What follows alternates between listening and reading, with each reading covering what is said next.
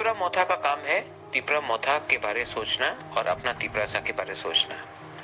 मैं सबको रिक्वेस्ट कर रहा हूं कि आप दूसरे पार्टी के बारे बुरा ना बोलकर अपना आप को स्ट्रॉन्ग कीजिए।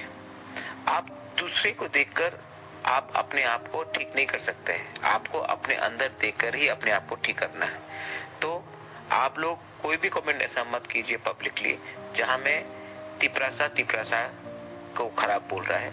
आप लोग अपना लाइन में चलिए। हम लोग का डिमांड है ग्रेटर तिपरा लाइन, उसमें चलिए। हम लोग चाहता है कि 2026 के डिलिमिटेशन के पहले तिपरासा को बचाने के लिए हमें ये कदम उठाना पड़ेगा। आप दूसरा पार्टी क्या कर रहा है, कोई क्या कर रहा है, सीट का क्या हो रहा है, वो आप मेरे ऊपर छोड़िए। तिपरासा को और तिपरा मोथा को अपना लाइन पकड़ के चलना है, ना कि किसी और का लाइन पकड़ के किसी और के बारे गलत बुरा कहना है। बेलाई बेलाई नो हम बाय। धन्यवाद। Be ready, we are going to win the EDC।